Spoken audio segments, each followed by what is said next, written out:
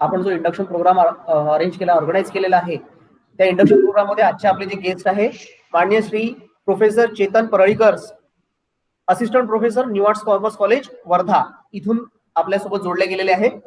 Sir आपल्याला role of secretary in company म्हणजे जो आपल्या 11वी आणि 12वीला असलेला महत्वाचा जो विषय आहे सेक्रेटरियल प्रॅक्टिस, सचिवाची कार्यपद्धती, या विषयावरती सर आपल्याशी संवाद साधणार आहे. या विषयावरती आपल्याला मार्गदर्शन करणार आहे. मी या कार्यक्रमामध्ये सरांचं शब्दसुमनाने स्वागत करतो.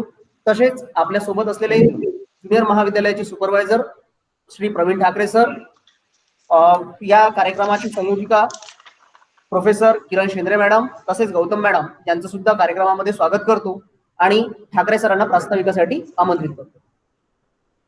ठाकरे सर. कार्यक्रम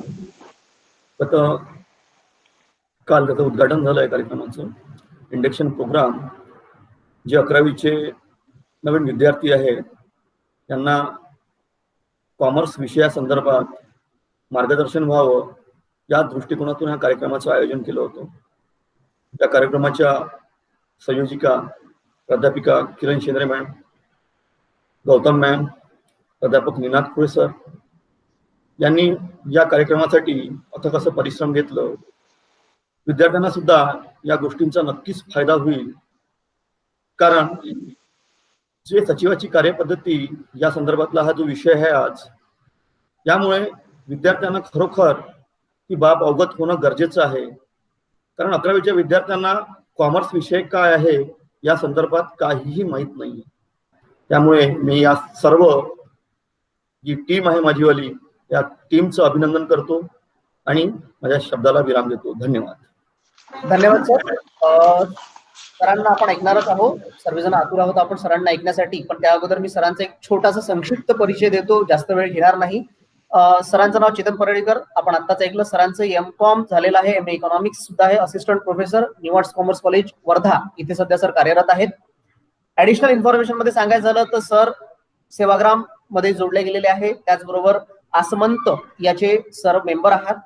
त्याचबरोबर सोशल ऍक्टिव्हिटीज मध्ये सरांचा खूप मोठा सहभाग आहे. सर स्वतः एक म्युझिशियन, पोएट म्हणून सरांची एक ओळख आहे.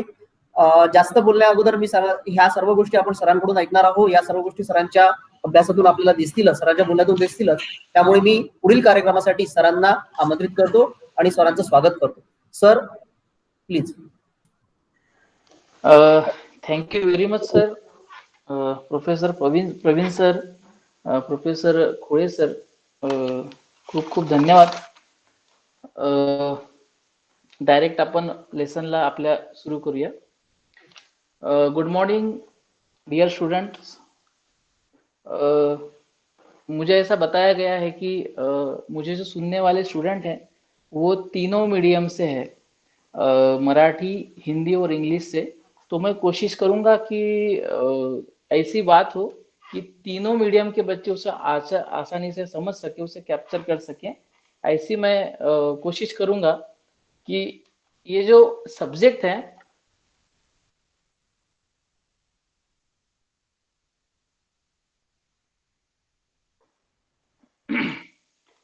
ये जो सब्जेक्ट है इसका नाम है सेक्रेटरियल प्रैक्टिस, और जिसमें हम आज जानने वाले हैं कि role of secretary in company. तो मुझे लगता है कि सेक्रेटरी ऑफ कंपनी के रोल जानने से पहले हमें जरूरी है कि एक्चुअल सेक्रेटरी क्या है वो हमें जानना जरूरी है. क्योंकि जैसे मुझे बताया गया कि ये जो लेक्चर्स अरेंज किए गए हैं स्पेशली उन बच्चों के लिए हैं जो पहली बार कॉमर्स में एंटर हो रहे हैं. जैसे वो 10th तक पढ़ाई करते हैं तो उसमें सब कॉमन चीजें होती है, लेकिन जैसे ही कॉमर्स में वो एंटर होते हैं एट 11 से, तो उनके लिए ये न्यू एरा होता है. तो उनको उनकी शुरुआती वहां से होती है, what is the mean by commerce. तो मुझे लगता है इससे पहले जो लेक्चर हुआ अकाउंटेंसी के लिए उसमें भी कॉमर्स के बारे में जो डॉक्टर गहसास सर, जो कॉमर्स के हमारे सुपर सीनियर और प्रबुद्ध व्यक्ति महत्व है, उन्होंने बहुत अच्छी तरीके से कॉमर्स के बारे में आपको बताया है. स्टूडेंट से बहुत से बातें शेयर की है और एकदम आसान से.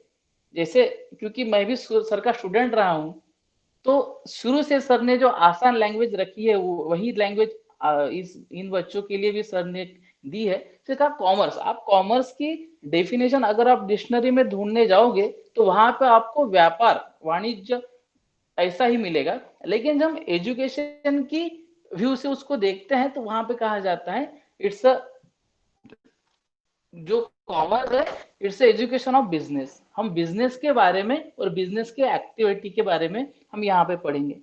फिर बिजनेस का मतलब क्या होता है? बिजनेस का मतलब होता है कि express the goods and service to make maximum profit and its continuation. जब प्रॉफिट कमाने के लिए कोई भी एक्टिविटी की जाती है, जैसे गुड्स बेचना हो, सर्विस बेचना हो, और उसके मुकाबले हम मुनाफा कमाते हैं, तब जाके हम कहते हैं कि हम बिजनेस कर रहे हैं and it's in a continuation. ये शब्द बड़ा मैटर करता है कि अगर कंटिन्यूएशन में ना हो सेलिंग परचेसिंग तो इसको हम बिजनेस नहीं कह सकते। तो यहां से हम कॉमर्स में एंटर होते हैं। तो जैसे ही एंटर होते हैं तो हमारे सामने आता है फर्स्ट चीज जो आती है बिजनेस। तो हमें यह जानना चाहिए बिजनेस का एक बेसिक रूल है सेलिंग परचेसिंग और मुनाफा कमाना।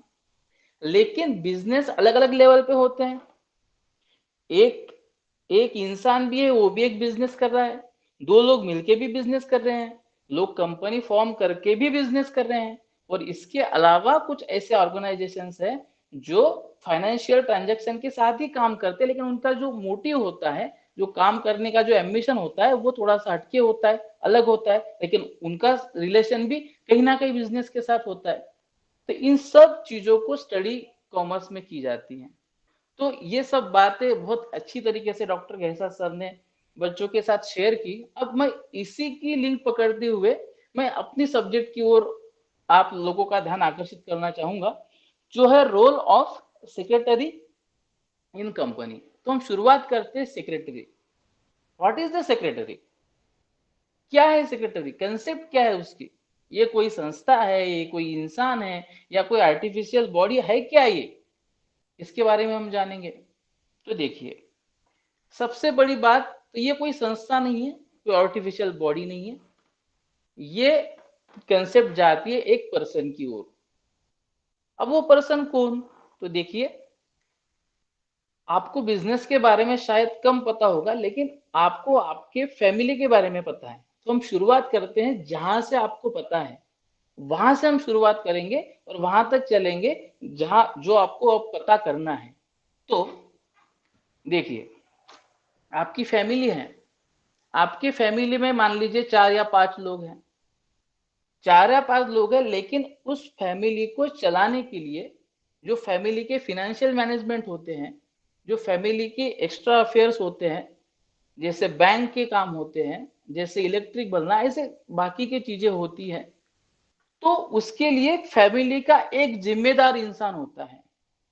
हम जिम्मेदारी भी किसी दी जाती है? किसी को भी नहीं दी जाती।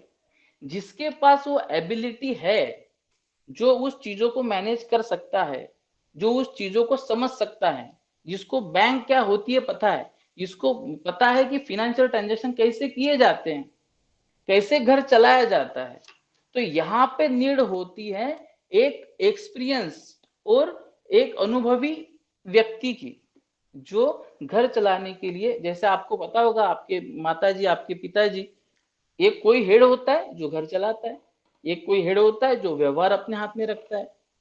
तो उसी तरीके का कंसेप्ट आता है बिजनेस में। अब बिजनेस बिजनेस की हमारे जनरल, आप जब आपका ओसी का लेक्चर होगा उसमें आपको बिजनेस फर्म के बारे में बताया जाएगा, फिर भी हम थोड़ा सा टच करके हम आगे निकल जाएंगे। Generally there is a 4 basic form of business organization. First is the sole trading concern, second is the partnership firm, third is the joint stock company, and fourth is the cooperative society. इसके अलावा भी एक firm को जोड़ा जाता है जिसको हम कहते हैं joint Hindu family family business, लेकिन उसका उतना एग्जिस्ट नहीं करता जितना ये इसमें ही आता है, ऐसा आप मान सकते हैं। तो सेक्रेटरी की जरूरत यहाँ पे कहाँ कहाँ है? सोल ट्रेडिंग कंसर्न और पार्टनरशिप फर्म में सेक्रेटरी की जरूरत होती है क्या? जॉइंट स्टॉक कंपनी में होती है क्या? और कॉर्पोरेटिव सोसाइटी में होती है क्या? इन चीजों के सवाल आज हम ढूंढेंगे। सबसे पहले हम बात करते हैं कि एक्चुअल सेक्रेटरी ये वर्ड आता कहां से है। तो उसके बारे में, जैसे सेक्रेटेरियस ये लैटिन वर्ड है, वहां से सेक्रेटरी का ये बन के आता है। इसका शुरुआत, इसका जो फर्स्ट वर्ड आहे सिक्रेट, सिक्रेट का मतलब मराठीत आपण त्याला म्हणतो गुप्त, गुप्त किंवा अशी अशी संवेदनशील गोष्ट जी गोष्ट सहज कुणाची शेअर केल्या जाऊ शकत नाही, त्याला आपण सिक्रेट म्हणतो. तर मग सिक्रेसीला मेंटेन करण्यासाठी त्या पातळीचा व्यक्तीची आपल्याला गरज असते. ऐसा एबिलिटी वाला इंसान जो सिक्रेसी को मेंटेन करे. अब बिजनेस की सबसे बड़ी अगर कोई चैलेंज है यार, जिसको हम बिजनेस के सबसे बड़ा टास्क कह सकते हैं, जिसको हम कहते हैं रिस्क फैक्टर और सीक्रेसी फैक्टर. तो सीक्रेसी भी बिजनेस की मेंटेन रहे, बिजनेस उस तौर से चले जिस तौर से बिजनेसमैन चाहता है. तो वहां पे जो पर्सन अपना मेन रोल अदा करता है उसको हम कहते हैं सेक्रेटरी. ये क्लियर हो गया. सेकंड चीज, क्या सेक्रेटरी का एग्जिस्टेंस सोल ट्रेडिंग कंसर्न में होता है? तो जी नहीं होता है. पार्टनरशिप फर्म में होता है? जी नहीं होता है. लेकिन उन्होंने क्या किया है, इस सेक्रेटरी को जनरली दो भागों में, जहां जहां सेक्रेटरी अपना रोल अदा करते हैं उसको उन्होंने दो क्राइटेरिया में डिवाइड किया है. तो उसको कैसे किया है? तो first is the personal secretary. अब पर्सनल सेक्रेटरी ये होता है कुछ जो वीआईपीज लोग होते हैं जिनके पास कामों का प्रोपोगंडा बहुत ज्यादा होता है, काम बहुत ज्यादा होते हैं. तो उन लोगों के लिए अपना काम संभालने के लिए उनके पास एक पर्सनल ऐसा आदमी चाहिए जो उनके काम को संभाले. तो ये चीज हो गई पर्सनल सेक्रेटरी की. लेकिन हमारा जो टॉपिक है, हम जिसके ऊपर बात करना चाहते हैं वो रिलेटेड विद द बिजनेस. हम बिजनेस की बात करना चाहते हैं. तो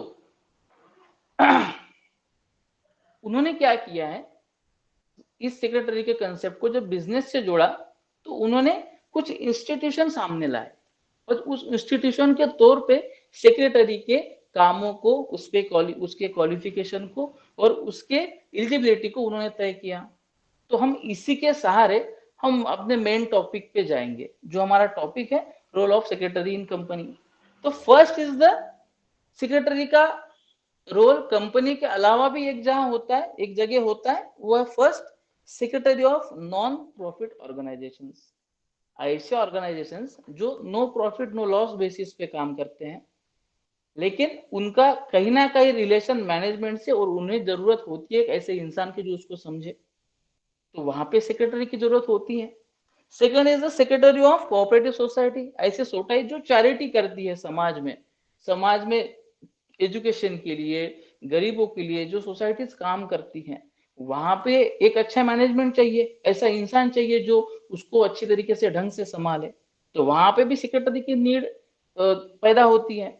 तो मुझे लगता है कि हम सेक्रेटरी के नीड को अगर समझे कि सेक्रेटरी की नीड क्या है, तो हमें सेक्रेटरी को समझना और आसान हो जाएगा. ऐसा इंसान, ऐसा व्यक्ति, ऐसा एक ऑथोराइज पर्सन जो इन सब कामों को सेक्रेटरी, जो कंपनी के, उसको क्या कह सकते हैं, जो बिजनेस की लाइफ है उसको हारमोनियस रखने के लिए जो इंसान एज अ एम्प्लॉय काम करता है.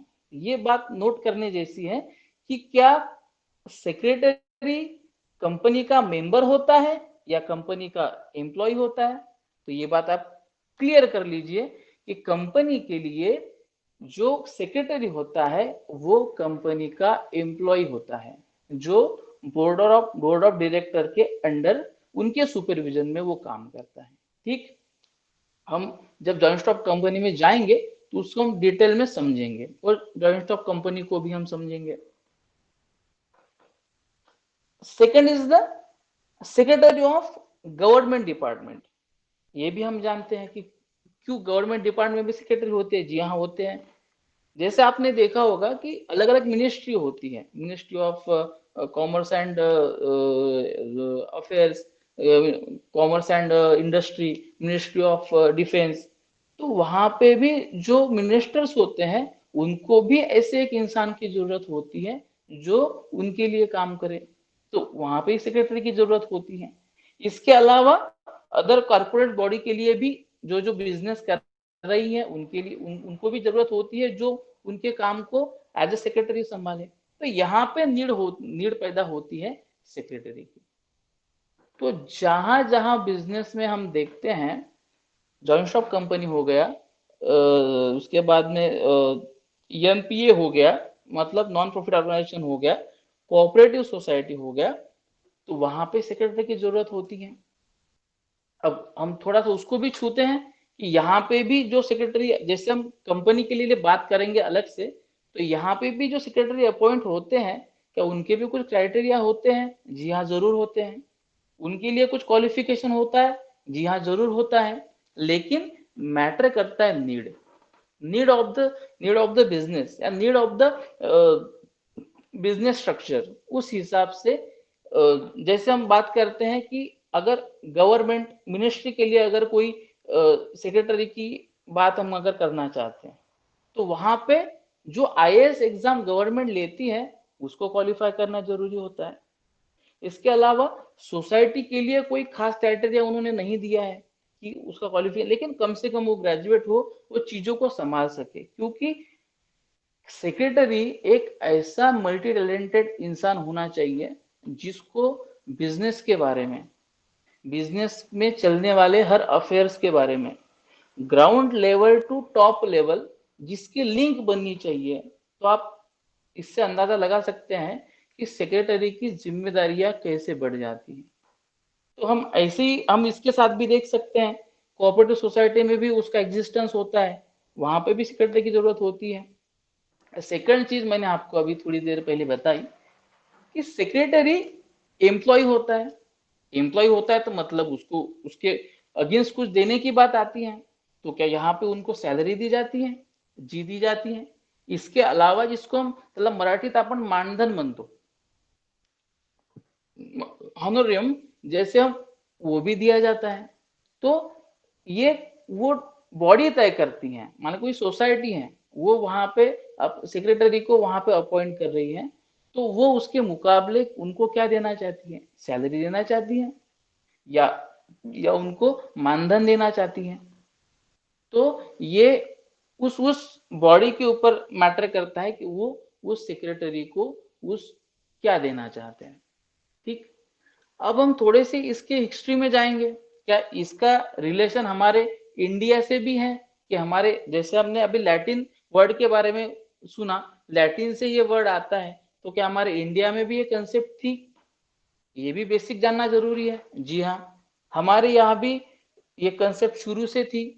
हम इसमें बहुत पहले से हमारे यहाँ बिजनेस चलते थे, तो हम वहाँ पे सचिव हम जिसको कहते थे, वहाँ पे सचिव के तौर पे, इसके अलावा अमात्य भी उनको कहा जाता था। जो बड़े बड़े राजा थे उनके यहाँ मंत्री होते थे, तो एज अ सचिव वहां पे एज अ सेक्रेटरी जो काम करता था उस समय पे उसको अमात्य भी कहा जाता था और सचिव भी कहा जाता है या चिटनीस भी कहा जाता है। तो ये कंसेप्ट हो गई हमारे, हम थोड़ी हिस्ट्री में जाकर भी हमने देखा कि हमारे इंडिया में भी इस तरीके की जो बिजनेस की जो हमारा इतिहास है उसमें भी सचिव का, सेक्रेटरी का रोल रहा है। ठीक है, तो हमने इसके हिस्ट्री को भी चेक किया। अब हमने कंसेप्ट को भी समझा कि सेक्रेटरी एक्चुअली होता क्या है और उसका एग्जिस्टेंस बिजनेस के कौन से सेक्टर में होता है। बिजनेस के जो अलग अलग हमने यहाँ पे आपको बताया इंस्टीट्यूशनल जहाँ पे सेक्रेटरी की जरूरत होती है, वो भी हमने आपके साथ डिस्कस किया। अब हम हमारे टॉपिक पे आते हैं। जैसे कल सर ने, डॉक्टर घेसा सर ने जब आपका सेशन हुआ उसमें सर ने सेक्रेटरी प्रैक्टिस को छुआ और उन्होंने कुछ सेक्रेटरी के बारे में, उसके रोल के बारे में भी बताया। तो मुझे लगता है कि जैसे हमने अभी सेक्रेटरी के एग्जिस्टेंस को समझा है, सेक्रेटरी के नीड को समझा है, तो उसी तरीके से हमें अगर सेक्रेटरी की कंपनी के लिए क्या जिम्मेदारियां है ये अगर हम जानना चाहते हैं, तो मुझे लगता है तो सबसे पहले हमें कंपनी क्या होती है, कंपनी के रूल्स एंड रेगुलेशन क्या होते हैं और वहां पे कैसे सेक्रेटरी एंटर होता है और कंपनी में सेक्रेटरी को काम करने के लिए उसका क्या क्वालिफिकेशन होना चाहिए, उसकी क्या एलिजिबिलिटी होनी चाहिए जिस तौर पे वो कंपनी में काम कर सके, उसकी क्या जिम्मेदारियां हो सकती है। एक मैंने तो पहले ही बताया कि वो एक पर्सन होता है, ये कोई बॉडी नहीं होती। कंपनियां तो लार्ज होती हैं, हम कंपनियों के टाइप के बारे में पे आगे जानेंगे। तो इतनी बड़ी बड़ी कंपनियों को अगर हम एक सेक्रेटरी की बात कर रहे हैं तो हमें जानना जरूरी है कि उसकी कंपनी के क्या क्या नॉर्म्स हैं, कंपनी किस तरीके से काम करती है, कंपनी के क्या क्या टाइप हैं। और वहां पे जैसे जैसे कंपनी का एरा बढ़ता जाता है, कंपनी के जहाँ पे कंपनी के टाइप्स हम देखेंगे, पब्लिक लिमिटेड, प्राइवेट लिमिटेड, हम आगे उसमें बात करेंगे। तो वहां पे सेक्रेटरी की जिम्मेदारियां कैसे बढ़ते बढ़ते जाती है, तो उसके उसके ऊपर हम आएंगे। तो अब हम बात करेंगे कंपनी के बारे में, जिसको हम जॉइंट स्टॉक कंपनी बिजनेस के नाम से जानते हैं। तो हम एंटर करेंगे कंपनी में। What is mean by company? तो कंपनी एक्ट 2013 ये कहता है, company means a company incorporated under this act और under any previous company law. Previous की बात हो रही है, इसका मतलब मैंने यहाँ पे कहना चाहिए कि इसके पहले भी 1956 का एक कंपनी एक्ट था जिसके तहत ये सब प्रोविजंस चलती थी। अब उसमें नया एक एक्ट आया है 2013 में, जिसके तहत अब कंपनियां रजिस्टर्ड होती है, कंपनियां अपना काम करती हैं। तो हम कंपनी किसे कहेंगे? तो हम कंपनी ऐसी बिजनेस इंस्टीट्यूशन को कहेंगे जो कंपनी एक्ट के तहत रजिस्टर्ड है, उस तहत वो कंपनियां काम कर रही है, उसको हम कहेंगे।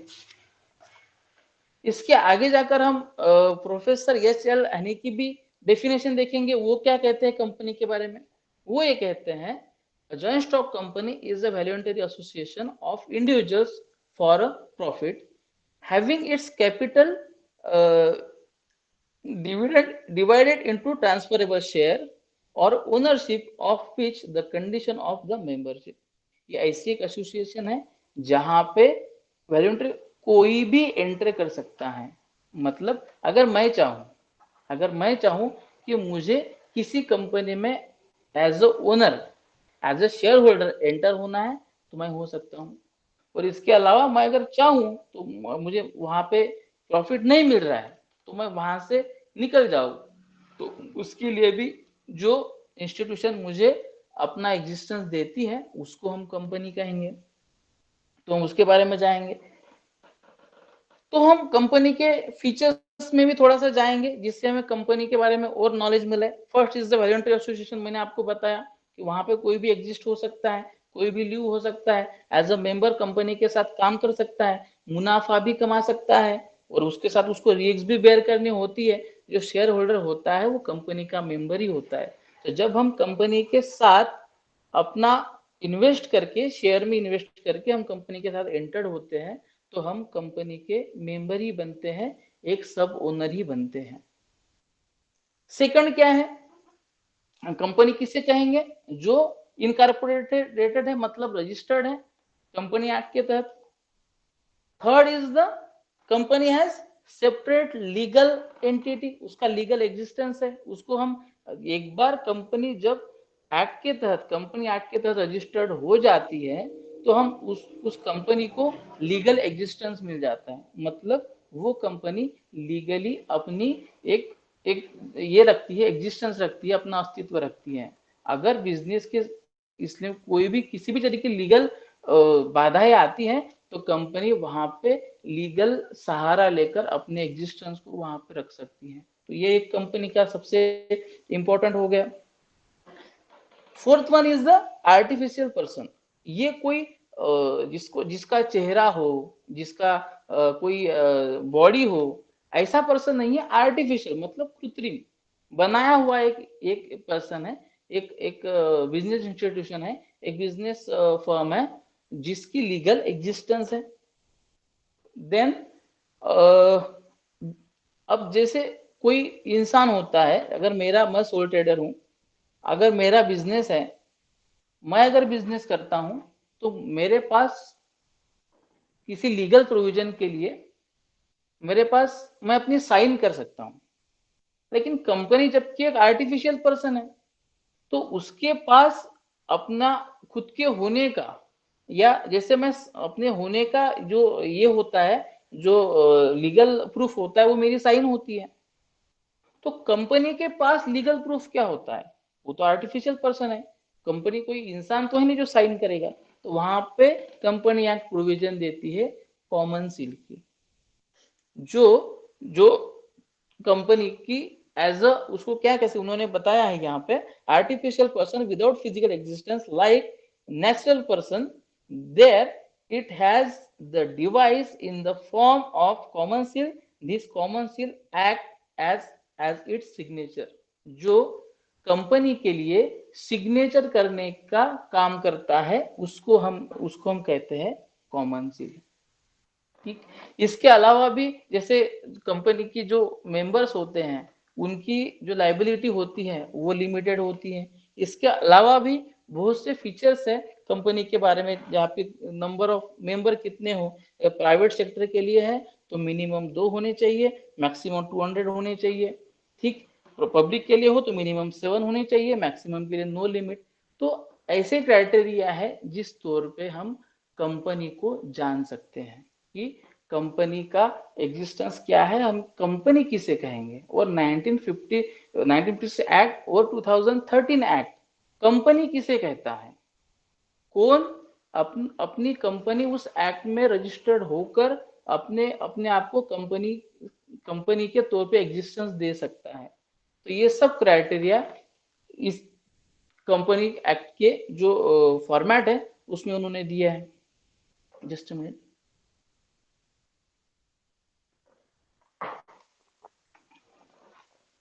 अब हमने शॉर्ट में समझा है कि कंपनी क्या एक्चुअल, हम कंपनी को कैसे जाने और कंपनी होती क्या है, कंपनी का एग्जिस्टेंस कैसे होता है, ये हमने देखा। अब हम थोड़ी उसकी भी बात कर लेंगे कि कंपनी के टाइप्स क्या होते हैं। हालांकि कंपनी कंसेप्ट एक ही होती है, लेकिन उसके थोड़े थोड़े क्राइटेरिया जैसे चेंज हो जाते हैं। जैसे मैंने अभी समझाया आपको कि मेंबरशिप के कम ज्यादा होने से भी, कंपनी के कैपिटल के कम ज्यादा होने से भी कंपनी का क्राइटेरिया बदल जाता है। तो उस क्राइटेरिया की बेसिस पे ही कंपनी को यहाँ पे डिवाइड किया जाता है। जैसे हम देखेंगे किस बेसिस पे कंपनी को डिवाइड किया जाता है। First is the basis of incorporation, उसमें होता है statutory company, registered company. Second is the on the basis of number of member, अभी हमने बात की कि public limited company, private limited company, ये किस बेसिस पे हम इसको डिवाइड करेंगे, मेंबर के बेसिस पे करेंगे। Then on the basis of liability of member, company के जो मेंबर है उनकी लाइबिलिटी होती है। जनरल हमने देखा है कि कंपनी के मेंबर की लाइबिलिटी जो होती है वो लिमिटेड होती है। लेकिन इसके बावजूद भी हम जैसे ही शेयर होल्डर के टाइप में जाते हैं तो वहां पे लाइबिलिटी जो है अपना तौर तरीका बदल देती है। ये भी हमने देखा है, जिसको आप अभी डिटेल में जब ईएसपी को पढ़ेंगे तो वो भी आपको बात समझ में धीरे धीरे आ जाएगी। उसके बाद में है on the basis of control, उसको कौन कंट्रोल कर रहा है, कैसे कंट्रोल होती है, होल्डिंग कंपनी, सब्सिडरी कंपनी। इसके अलावा अदर टाइप में आते हैं जैसे गवर्नमेंट कंपनी, गवर्नमेंट की भी कंपनियां होती है, जिसके फॉरेन कंपनी भी होती है। इसके अलावा स्मॉल कंपनियां होती है, 1 पर्सन कंपनी भी होती है, जैसे 1 पर्सन भी कंपनी के नाम से एग्जिस्ट हो सकता है। तो ये सब चीजें हैं जो कंपनी के दायरे में आती है, जिसको हम कंपनी कह सकते हैं। तो हमने इन सब जो हमने अभी कंपनी के बारे में जाना, उससे हम अब यहाँ पे हम तैयार हो सकते हैं कि हम सेक्रेटरी में एंटर करें। हमने पहले जाना कि फर्स्ट कॉमर्स में बिजनेस कैसे आता है, बिजनेस के क्या क्या फॉर्म है। फिर हमने देखा कि सेक्रेटरी का इंपॉर्टेंस कहाँ कहाँ है। और फिर हमने अपने टॉपिक में अब आ रहे हैं कि जॉइंट स्टॉक कंपनी में सेक्रेटरी के क्या रोल होते हैं। तो उसके लिए पहले हमने जॉइंट स्टॉक कंपनी को देखा, जॉइंट स्टॉक कंपनी के एग्जिस्टेंस को देखा, उसके लीगल एग्जिस्टेंस को देखा। अब हम एंटर हो सकते हैं हमारा जो आज का मेन टॉपिक है, जो है सेक्रेटरी के रोल जो है कंपनी की तरफ। फर्स्ट तो हम जानेंगे कि कोई भी कंपनी अपने लिए सेक्रेटरी अपॉइंट करना चाहती है, क्योंकि उसको जरूरत है सेक्रेटरी की। उस कंपनी का ओरा इतना बड़ा है, उसका इन्वेस्टमेंट उतना है, उस कंपनी के नॉर्म्स एंड कंडीशन ऐसे हैं कि जिसको फुलफिल करने के लिए, जिसको हैंडल करने के लिए कोई इंटेलेक्चुअल इंसान ही चाहिए। अब देखिए, मान लीजिए कि एक ऐसा इंसान है जो बिजनेस करना चाहता है, लेकिन वो इलिटरेट है, जिसको एजुकेशन का नॉलेज नहीं है। तो वो अगर कंपनी बिजनेस में एंटर होना चाहता है तो इलिटरेट है, उसको उसको बिजनेस उसको करना है, लेकिन टर्म्स एंड कंडीशन क्या होते हैं, मैं कैसे भी कंपनी बना सकता हूं। कंपनी के जो रोजमर्रा के काम है, ऑफिशियल है, एक्सटर्नल काम है, उसको मैं कैसे चलाऊंगा। उसके लिए तो वो इंसान जो इलिटरेट है वो तो ब्लैंक होगा, क्योंकि प्रैक्टिकल नॉलेज के साथ ही साथ इन चीजों को भी जरूरी होती है, जो लीगल जिसका फॉर्मेलिटी करनी होती है। अब जो इलिटरेट इंसान है, या ऐसा इंसान हम कह सकते हैं जिसका बिजनेस के साथ कोई वास्ता नहीं, वो अगर बिजनेस पे एंटर होना चाहता है तो वहां पे नीड पैदा होती है एक ऐसे पर्सन की, ऐसे एक इंटेलेक्चुअल ब्रेन की, जो उस बिजनेस की कंसेप्ट को वहां पे पूरी तरीके से रख सके, और उसकी जो टर्म्स एंड कंडीशन है, वो लीगल तौर पे हो, वो एडमिनिस्ट्रेटिव तौर पे हो, वो ऑफिशियल तौर पे हो, हर तौर पे वो बंदा एक लिंक बनाकर उस चीजों को मैनेज कर सके। तो वहीं पे नीड पैदा होती है सेक्रेटरी की। तो हम सेक्रेटरी की जैसे ही, तो हम अब जानेंगे कि उसकी क्वालिफिकेशन क्या हो सकते हैं। सेक्रेटरी को अगर बिजनेस में एंटर सेक्रेटरी को अगर एज अ सेक्रेटरी हमें बिजनेस में एंटर करवाना है, तो कौन सा ऐसा एलिजिबल इंसान है या पर्सन है जिसको हम एज अ सेक्रेटरी हमारे बिजनेस में एंटर करवा सकते हैं या हम ले सकते हैं। तो कंपनी एक्ट उसके लिए एक क्राइटेरिया देता है। वो ये कहता है कि हमें company secretary must be member of institution of company secretary of India. जैसे आपको पता होगा कि सीए और सीएस की स्टडी बच्चे करते हैं, तो सीए करने के लिए आईसीआई एक इंस्टीट्यूशन है जहां से पढ़कर बच्चे सीए करते हैं। तो अगर हमें कंपनी के लिए सेक्रेटरी अपॉइंट करना है तो हमें ऐसा पर्सन चाहिए जो आईसीएसआई का मेंबर हो, Indian company secretary of institute of Indian institute of company secretary of India, जिसका वो मेंबर हो। तो ऐसे इंसान को हम एज अ सेक्रेटरी वहां पे अपॉइंट कर सकते हैं। देन अब हम जानेंगे उसकी उसके रोल क्या होते हैं, उसकी ड्यूटी क्या होती है, वो कैसे वहां पे काम करेगा।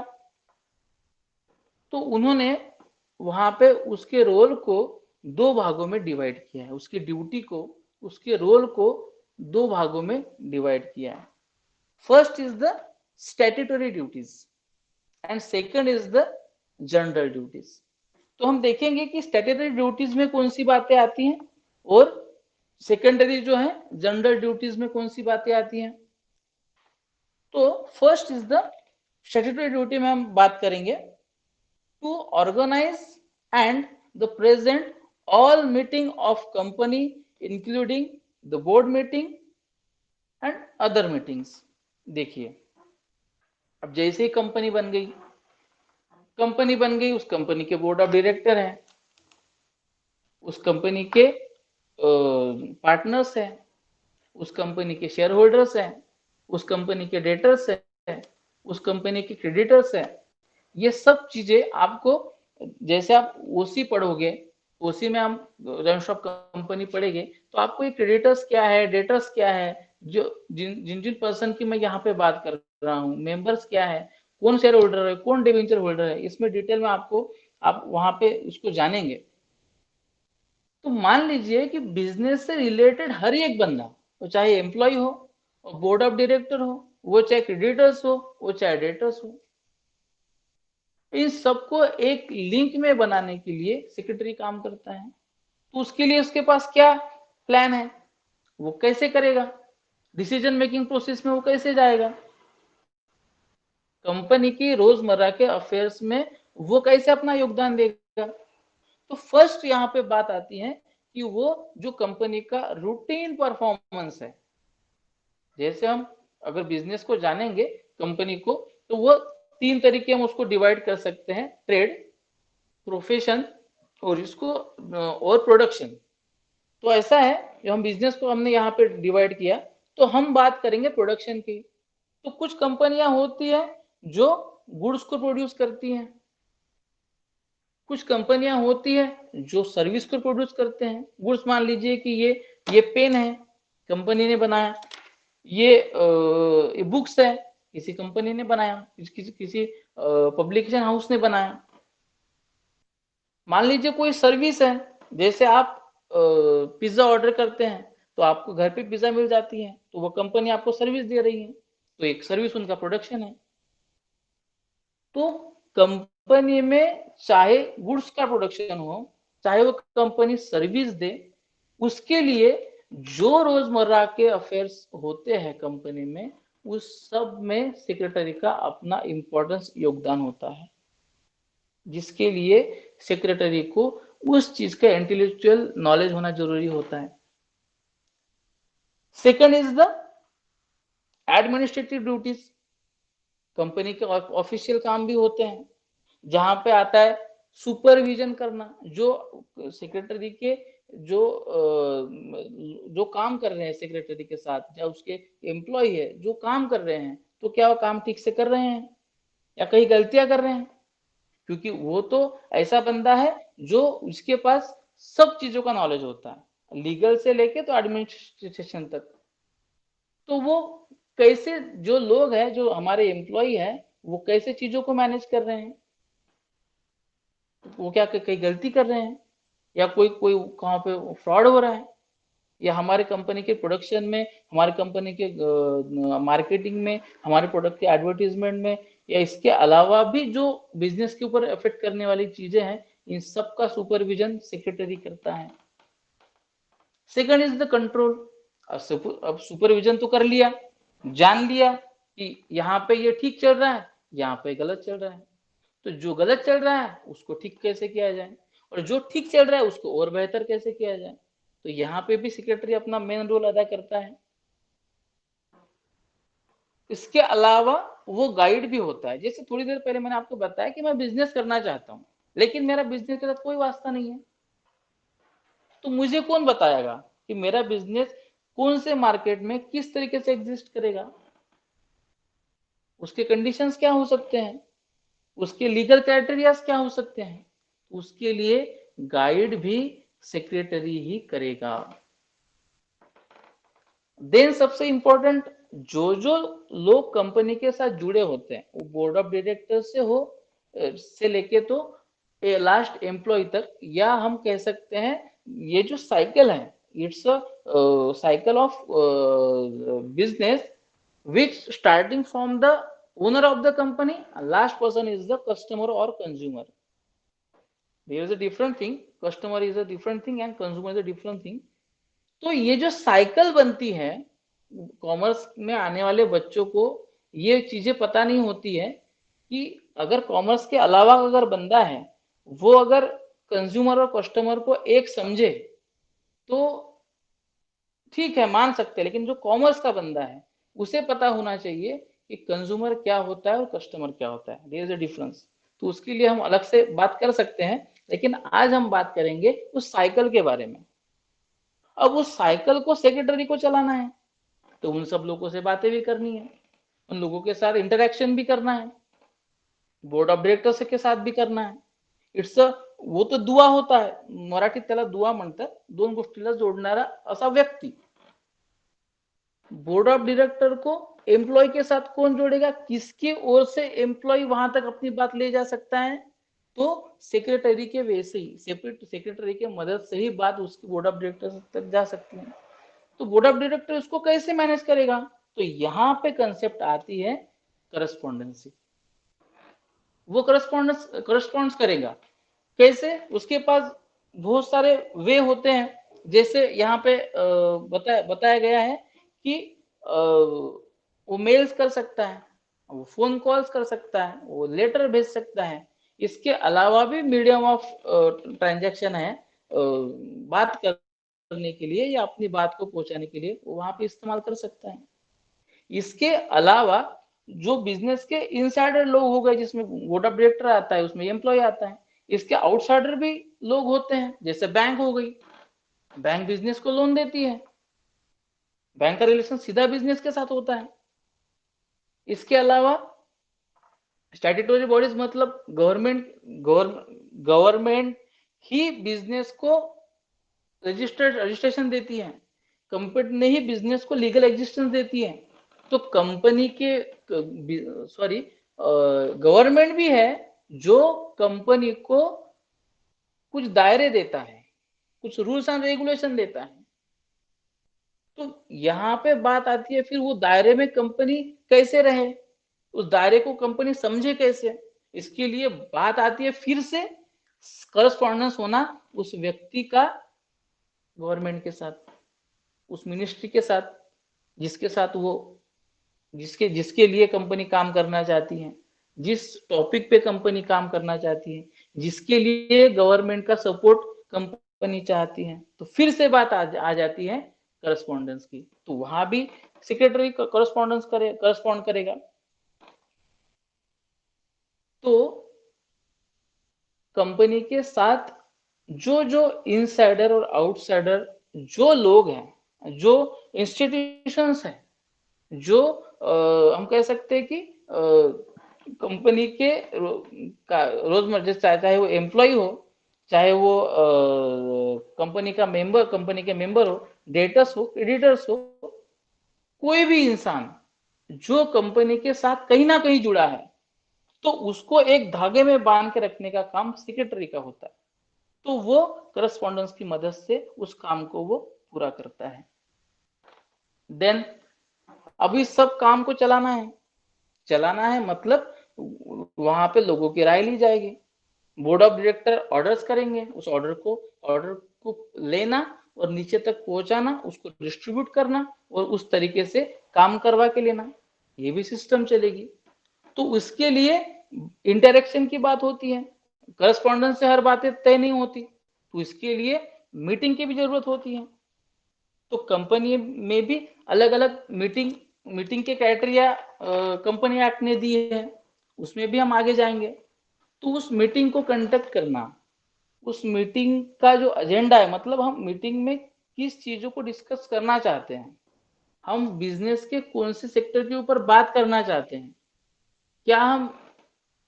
क्या वो उस मीटिंग का रीजन हम रखते हैं, तो उसका एजेंडा सेक्रेटरी बनाएगा। उसके साथ उसका जब मीटिंग शुरू होती है, मिनट्स भी बनाएगी कंपनी, जब मीटिंग चली है, इंटरेक्शन हुआ है, तो कौन कौन सी चीजों पे बात हुई है, उसके ऊपर भी सेक्रेटरी अपना नोट डाउन करेगा।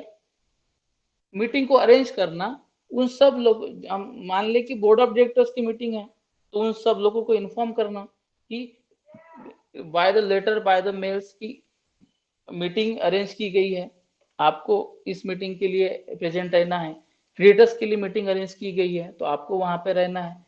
तो ये सब चीजें हैं वो सेक्रेटरी के दायरे में आती है।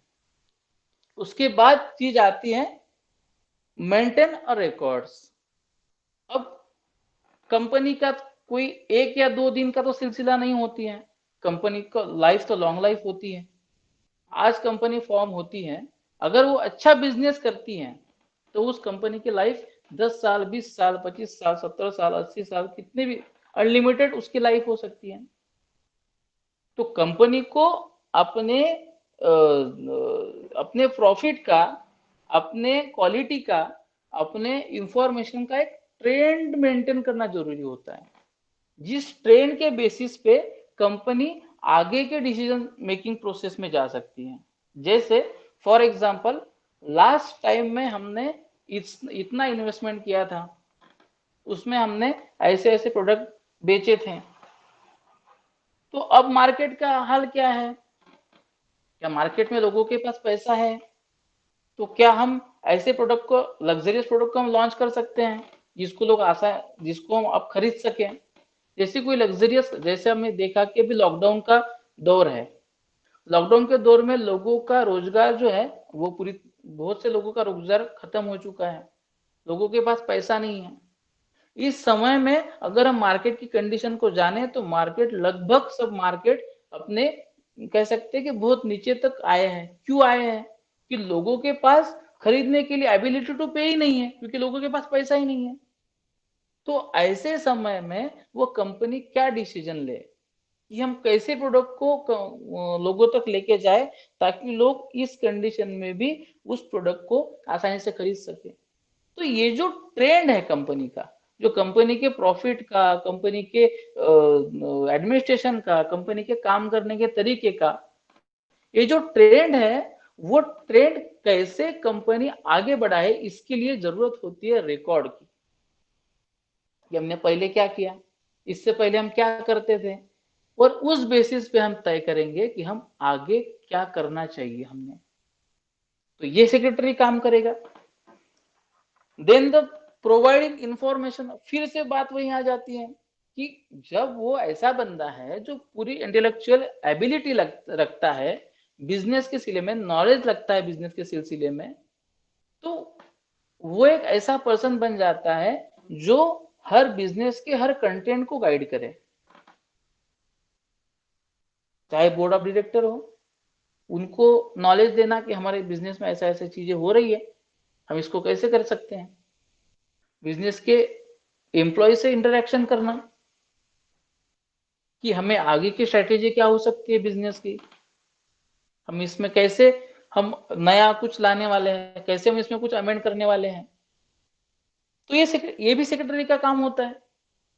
तो उसके लिए उसको जो डेटा उसने अपने स्टडी से, बिजनेस स्टडी से वो अपने पास रखता है, उसको इन्फॉर्म करना, चाहे बोर्ड ऑफ डायरेक्टर के पास हो, वो चाहे एम्प्लॉय के पास हो, वो चाहे मेंबर्स के पास हो।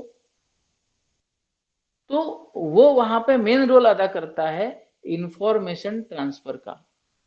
गाइड का तो करता ही, हमने जाना ही कि जहां जरूरत होती है वहां पे वो एज अ गाइड भी काम करता है। इसके अलावा जो इंफॉर्मेशन है जहां तक पहुंचनी चाहिए वहां तक भी सेक्रेटरी काम करता है। Then routine duties related towards the employer.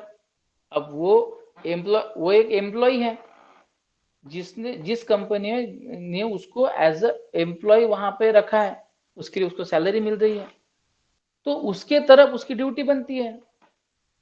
जैसे कोई हम कोई किसी ऑफिस में, मान लीजिए बैंक में जो क्लर्क लोग होते हैं, उनकी ड्यूटी क्या होती है कि वो अपने दिन भर की जो उन्होंने काम किए उसका रिपोर्टिंग करे अपने मैनेजर के पास। वैसे ही हमारे कंपनी में क्या चीजें चल रही है, हमारी कंपनी कैसे अपना ट्रेंड मेंटेन कर रही है, हमारी कंपनी प्रोडक्शन के साथ कैसा काम कर रही है, हमारी कंपनी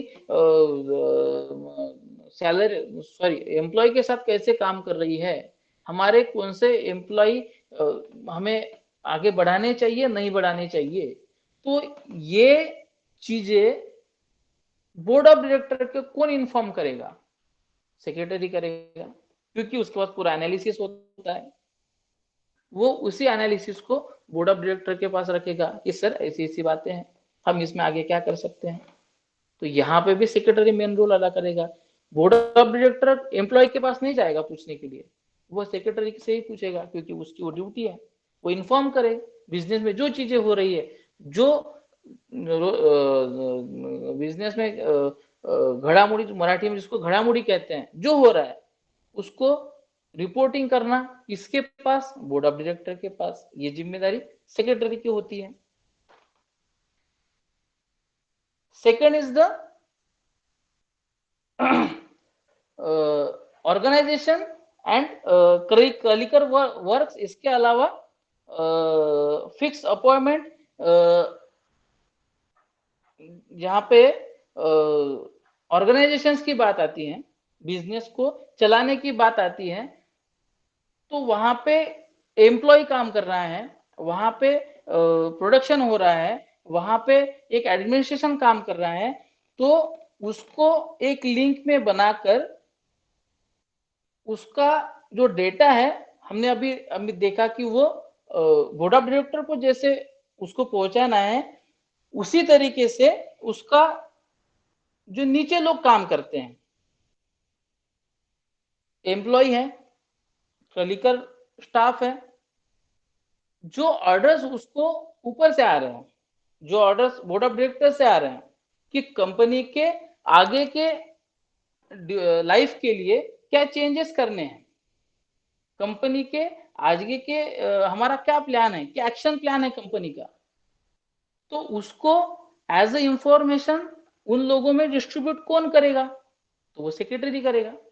तो सेक्रेटरी इन दोनों के बीच की लिंक होती है। उसके बाद में सेक्रेटरी की ड्यूटी बनती है वो रिप्लाई करे। अब उसका रिप्लाई की ड्यूटी का फिर हम वही आके रुक जाते हैं कि जो उसके ऊपर जो ऑथोराइज बॉडी है, जिसको हम बोर्ड ऑफ डायरेक्टर करते हैं, वो उनको, जैसे कंपनी में कोई दिक्कत हो जाती है, अब दिक्कत हो जाती है जैसे फिनांस के सिलसिले में, मान लीजिए कि ऑडिट में कोई गलतियां उभर के आई, इसके अलावा कोई प्रोडक्शन में कोई गलती आई, तो इन सब के ऊपर सुपरविजन करने वाला तो सेक्रेटरी था। तो सेक्रेटरी आंसरेबल होता है बोर्ड ऑफ डायरेक्टर के लिए कि ये चीजें अगर हुई है तो ये किस रीजन से हुई है, इसमें क्या दिक्कतें आई थी। मान लीजिए कि प्रोडक्शन रुक गया, क्यों रुक गया, तो सेक्रेटरी क्या करेगा, जो प्रोडक्शन मैनेजर है उनसे बात करेगा कि भैया क्या चीजें हो गई, किस वजह से प्रोडक्शन रुक गया, क्या दिक्कतें आई, वो पूछेगा। फिर उसका रिपोर्टिंग वो बोर्ड ऑफ डायरेक्टर को करेगा कि सर ऐसी ऐसी चीजें हुई थी, ये दिक्कतें आई थी, तो उसको उसके लिए रिप्लाई करना होता है। तो ये सब ड्यूटी एक सेक्रेटरी की अपने कंपनी की तरफ होती है। तो थोड़ा जैसे हमने मीटिंग की बातें की, करस्पॉन्डेंस की बातें की, थोड़े उन चीजों को भी हम समझेंगे। जैसे वो एक मीटिंग अरेंज करता है, मीटिंग के अलग अलग टाइप्स है। जैसे मीटिंग को समझेंगे तो कंपनी मीटिंग को 3 भागों में डिवाइड किया जाता है। First is the share holder meeting, जिसमें जनरल मीटिंग होती है और क्लास मीटिंग होती है। उसमें एक मीटिंग ऐसी होती है जो एनुअल जनरल मीटिंग हम कहते हैं, जो साल में एक बार ली जाती है। और इसके अलावा एक्सीडेंटली अगर कोई दिक्कत ऐसी आती है कि मीटिंग लेने की जरूरत हो जाती है, तो उस एक्स्ट्राऑर्डिनरी मीटिंग भी वहां पे इन्वॉल्व की जाती है। सेकंड है डायरेक्टर मीटिंग, जो बिजनेस के जो हेड लोग हैं, जो बोर्ड ऑफ डायरेक्टर में बैठे हुए लोग हैं, उनकी मीटिंग, उसका उसका जो सब रिस्पॉन्सिबिलिटी होती है वो भी सेक्रेटरी की होती है। उसमें बाद में आते हैं क्रेडिटर, आउटसाइडर बिजनेस के लोग क्रेडिटर्स होते हैं, उनके जैसे बैंक्स हो गया, डिबेंचर होल्डर्स हो गए, उन सब लोगों की भी अगर मीटिंग अरेंज करनी है तो ये भी दायरा की, ये भी सेक्रेटरी के दायरे में ही आता है। तो सेक्रेटरी की मीटिंग के तरफ क्या रिस्पॉन्सिबिलिटीज होती है, मीटिंग को सेक्रेटरी कैसे हैंडल करे, वो मीटिंग की प्रोसेस में सेक्रेटरी का रोल क्या होता है, उसमें मीटिंग का प्रपोजल, क्या वो अमेंड करना चाहते हैं मीटिंग के थ्रू, कुछ मॉडिफिकेशन करना चाहते हैं क्या, ये उसमें आएगा। क्या रेजोल्यूशन है कुछ जो मीटिंग में आप देना चाहते हैं, कुछ निर्णय है जो निर्णय मीटिंग के थ्रू आप पास करवाना चाहते हैं, जहाँ पे सब मेंबर आएंगे। इसका सेक्रेटरी को किसी भी निर्णय तक पहुंचने का कोई अधिकार नहीं होता, वो रिजोल्यूशन लिखने का काम उसका होता है, पास करेंगे member, board of directors. Meeting का एजेंडा क्या हो सकता है, हम किस मीटिंग में कौन से टॉपिक पे बात करने वाले हैं, किस कंटेंट पे बात करने वाले हैं, देन मिनट्स, जब ड्यूरिंग द मीटिंग जो बातें हो रही है, जो मीटिंग में डिस्कस किया जा रहा है, उसको भी सेक्रेटरी ही रिकॉर्ड करेगा। इसके बाद में हम जो सेक्रेटरी का इसके अलावा का जो काम है, जो हमने देखा कि वो बिजनेस की पूरी साइकिल को बांधने का जैसे काम करता है, तो उसके लिए उसके पास क्या क्वालिटीज होनी चाहिए, जिसके तहत वो जो बातें हमने अभी तक डिस्कस की, तो हम वो सेक्रेटरी उसमें जा सकता है, उस चीजों को फॉलो कर सकता है, उसके पास उसकी क्या कैपेबिलिटीज हो सकती है उस सेक्रेटरी की उस बिजनेस में एज अ सेक्रेटरी काम करने के लिए। तो लास्ट में हम इसके ऊपर बात करेंगे। तो फर्स्ट इज द एक्यूरेसी। अगर उसके पास काम करने का अनुभव नहीं है, अगर उसके पास एक्यूरेसी नहीं है, तो वो ऐसे जिम्मेदार पद पे है जहां पे छोटी सी गलती से भी कंपनी में बहुत सारी दिक्कतें आ सकती हैं। इस वजह से वो रिस्पॉन्सिबल है उस दिक्कतों के लिए। इसके लिए उसके काम में एक्यूरेसी होना इंपॉर्टेंट होता है। देन उसके नेचर में कोऑपरेटिवनेस होना चाहिए। क्यों होना चाहिए? क्योंकि उसको इतने सारे लोगों को लेके चलना है। उसको बोर्ड ऑफ डायरेक्टर जो हेड है उनके साथ भी काम करना है, जो नीचे एम्प्लॉय काम कर रहे हैं उनके साथ भी काम करना है, शेयर होल्डर के साथ भी काम करना है, डिबेंचर होल्डर के साथ के भी इंटरेक्शन करना है। तो उसके पास सबको लेके चलने की एक क्वालिटी होनी चाहिए। देन इनिशिएटिव, उसको पता होना चाहिए कि किस बिजनेस के किस सिलसिले में मेरा रोल कहां तक बनता है, मैंने कहां तक इसमें इंटरफेयर करना चाहिए। जैसे बिजनेस के जो डिसीजंस है वो रिजोल्यूशन दे सकता है, लेकिन वो बिजनेस के बारे में डिसीजन नहीं ले सकता। वो काम बोर्ड ऑफ डायरेक्टर करेंगे, कंपनी के ओनर करेंगे। तो उसको वो दायरा पता होना चाहिए कि वो कहां तक अपना अस्तित्व रखता है बिजनेस में, डिसीजन मेकिंग प्रोसेस में। एज ए एम्प्लॉय वो अगर काम कर रहा है तो उसका भी दायरा होता होगा। वो दायरा है कि वो अपने बोर्ड ऑफ डायरेक्टर को रिप्रेजेंट करे, उनके डिसीजन को कंपनी में लागू करे, ये उसका काम हो सकता है। देन उसके पास लीडरशिप भी होनी चाहिए। अब जिसको मराठी में मोरक्या कहते हैं, मोरक्या मतलब जो बंदा सबसे आगे में काम कर रहा है, जो सबको कंट्रोल कर रहा है, जो सबको मोटिवेट कर रहा है, जो सबको काम करने का तरीका बता रहा है, तो वो विदाउट लीडरशिप तो नहीं कर पाएगा। उसके पास ये क्वालिटी होनी चाहिए। तो ऐसे ही सेक्रेटरी काम करेगा एज अ लीडर। देन सबसे इंपॉर्टेंट बात आती है, वो आती है लॉयल्टी की। लॉयल मतलब प्रामाणिक। अगर एक कंपनी एक सैलरीड पर्सन को इतनी सारी जिम्मेदारियां दे रही है, उसके साथ वो राइट्स भी दे रही है, कुछ अधिकार भी दे रही हैं, तो उस अधिकारों को संभाल कर, उस अधिकारों को जानकर ईमानदारी से वो सेक्रेटरी अपने कंपनी को बढ़ाने में, कंपनी के एम्बिशन को अचीव करने में प्रामाणिकता के साथ कैसे काम करे, ये जरूरी होता है। इस वजह से लॉयल्टी की बात आती है। अगर वो फ्रॉड है, अगर उसका बिजनेस, वो अगर बिजनेस को गलत दिशा में ले जाना चाहता है, या उसको बिजनेस के प्रॉफिट के साथ कोई मतलब नहीं, उसका मतलब सिर्फ सैलरी के साथ है, तो ऐसा इंसान, ऐसा सेक्रेटरी जो है बिजनेस को एक अच्छा ये नहीं दे सकता है, अच्छा एग्जिस्टेंस नहीं दे सकता है, एक बिजनेस को एक अच्छा लेवल नहीं दे सकता है। तो यहाँ पे लॉयल्टी बहुत मैटर करती है। देन ऑर्डर लाइननेस, उसके नीचे कुछ लोग काम कर रहे हैं तो उसको उनसे काम करवाना है, तो उसको वो भी राइट्स होते हैं कि उनको ऑर्डर करे, उनसे काम करवा ले। देन नॉलेज सीकर, अब ऐसे है कि जैसे जैसे बिजनेस आगे आगे बढ़ेगा तो हर मोड़ पे एक नया बिजनेस में चैलेंज आएगा,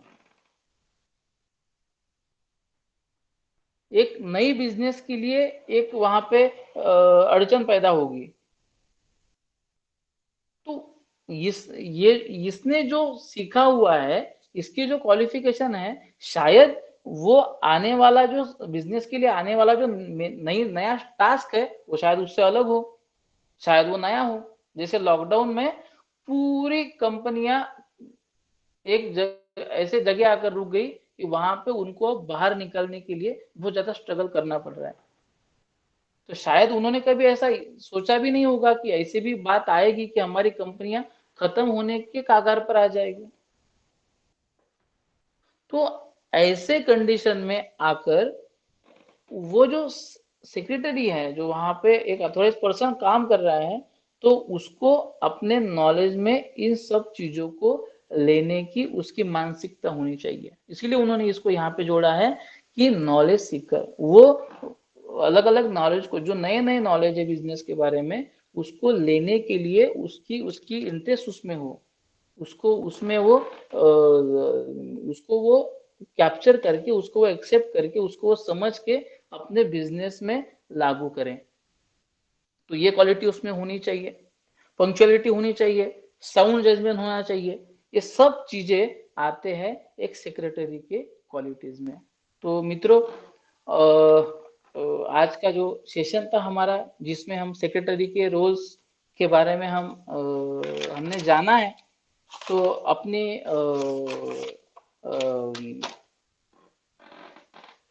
उसको क्या कहेंगे, मेरी पात्रता से और मेरी समझ से और मेरी सब्जेक्ट के नॉलेज के तौर पे जो मैं आप लोगों को बता सकता था, और मैंने पूरी कोशिश की है अपनी ओर से, जिससे आपको कॉमर्स में एंटर होने के लिए और सेक्रेटरियल प्रैक्टिस सब्जेक्ट को समझने के लिए आपको इससे मदद मिलेगी। मैं उम्मीद करता हूँ कि आप लोगों को ये जो बातें मैंने बताई वो आपकी स्टडी में बहुत बहुत काम आए।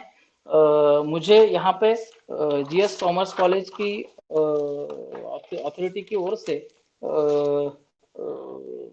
Doctor Sahebrao Chauhan sir, principal GS college, उनको मैं शुक्रिया अदा करना चाहता हूँ, जिन्होंने मुझे अपॉर्चुनिटी दी।